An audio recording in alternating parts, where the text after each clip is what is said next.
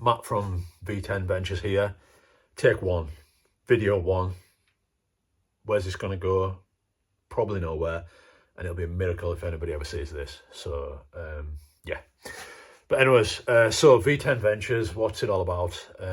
Basically, me and a couple of mates are planning on doing a road trip this year to the Nürburgring. We're doing a load of passes. I don't actually have a clue where we're going. All I know is the dates, and I have to set off whenever it is, 1st of June, and I'm back on the 6th of June. We're going to the Nürburgring. So yeah, it's a bit of a bucket list road trip, really. I don't think it'll be the last one we do, but it's kind of the first big one that I've done. A couple of my mates have been on European road trips before, but I've actually never done one. And as it happens, I've never really had a car to do one with. But this time's different, so I don't know how, but I've ended up purchasing a E60 M5, which is right behind me there. You can see the nice V10 engine in this kind of area. So purchased this about 3 weeks ago. Definitely know this isn't a sensible car to buy. To be honest, for the price of this, I probably could have got an F10 M5, which is faster, more reliable, more economic. But there's something about a naturally aspirated V10 that I just had to get. It's the car to do it in. Everything said no, but you know what? Sometimes you only live once, don't you? That's exactly what one of my friends said. You only live once. But anyways, so why am I setting up this channel? One, it'd be great to document the trip. So I think YouTube's a great place to do it. Thought I would document a lot of the kind of process I'm going to go through to get this car as mint as possible. In fact, I'd love it to be one of the best M5s in the country, and I don't see why it can't be that.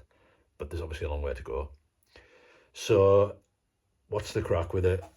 Let's just have a look. So basically, at the moment, I've got an issue with the ECU. That took quite a bit of fault finding, because the first symptoms was basically an oil level sensor fault, of which I thought, easy. I'll just buy a new sensor, or it could be a wiring issue. But basically, I've ended up tracing it back to the ECU. So the ECU at the moment is going to get repaired, which is over there. I'm going to document that as well. Also, document the fault finding process. Basically, the alternator, the battery monitoring sensor, and the oil level sensor are all part of a LIN bus that basically is a single wire comms that goes from the ECU to those two sensors, or those three sensors. None of them were working, so it pointed back to well, apparently if one sensor's down, it can pull the whole bus down. But I've isolated all three sensors, with all three sensors disconnected, checked the bus voltages from the ECU. They were only about 2 volts, and they should have been 12, so yeah, ECU issue. But anyways, we'll get to that.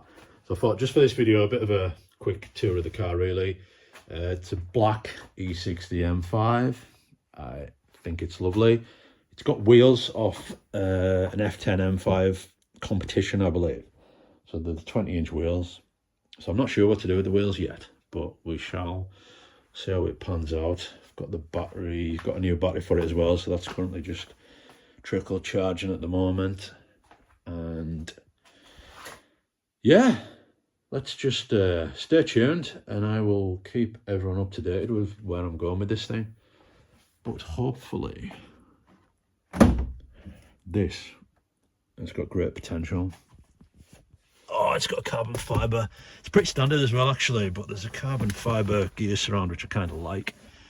Everything else is standard, but I kind of like it standard as well. Got some bits in the back that I need to sort out.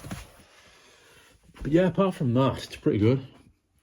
So yeah, I'll keep everyone up to date with where this is going. Hopefully, I've ordered some parts for the ECU, so hopefully they'll be here on Tuesday. So if that works, that is a massive win, and then I can start focusing on the other things, which isn't a massive amount. It needs tyres, might change the wheels. What else? There is an issue with the I think there's an issue with the steering position sensor, which apparently on these, I've looked it up, you can strip them down, and there's a bit of a disc that must have some kind of optical sensor on it that you need to clean. So I'm going to try and sort that out as well. That's my code reader and the KD CAN cable that plugs into the computer. But yeah, stay tuned and I'll keep you posted.